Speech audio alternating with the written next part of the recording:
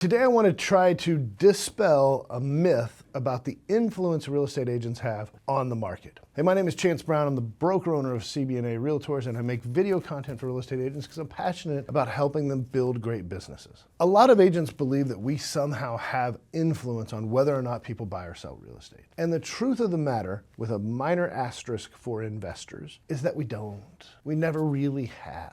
What we do have control of is whether or not somebody thinks of us when they make the decision to buy and sell real estate. So let's talk about the decision first, and then let's talk about how we make sure that we're in the right place at the right time on purpose. Other than investors who, if you present them with an opportunity, will take it if they can, historically, the two factors that make people move are jobs and family formation. You get out of school and you get your first job and you save up some money and you go buy a house. Then maybe you get married, or maybe you have a kid or whatever, and you buy a little bit bigger house. And then maybe you get a promotion and you get a bigger house, or you get relocated. You sell your house one place, move to another. You retire, you get divorced, you age. Those are the things that make you buy and sell real estate, not a newsletter from a real estate agent saying that interest rates are down. That's not what makes people move. What makes people move almost universally: family formation, jobs. So let's just acknowledge that as what it is and move forward. So the question is, when one of those life events happens and people want to move, how do we make sure we're the agent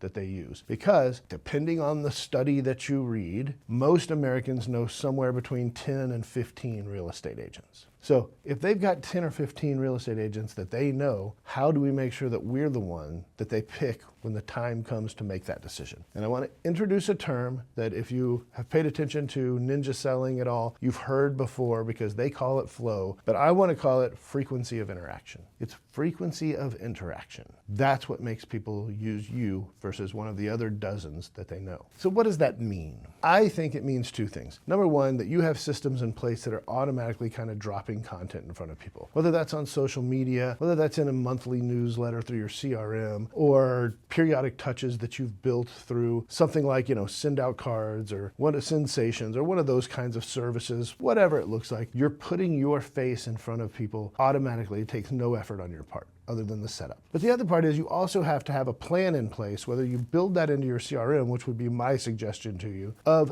actually talking to humans, actually, interacting with them in person, whether that's through pop buys, whether that's through having client events, or picking up the phone and just making a phone call, things like that. You have to have both of those. And I'm a believer that you should be touching base with people at least once every 3 weeks. But you can do it much more frequently as long as you have a plan in place, and that plan isn't obnoxious. It's not, let me just beat you over the head with my real estate hammer all the time. It's value driven, it is friendly, it's conversational, because creating that conversation is what keeps you in front of somebody. And that is what happens. They're sitting at the table. It's job promotion, it's schools got rezoned, it's the kids are leaving the house in a couple of years. Let's talk about what the next phase of our life looks like. They need to know who to pick up the phone, and they're going to pick up the phone with the person they most recently interacted with. That's just the truth, because it's top of mind.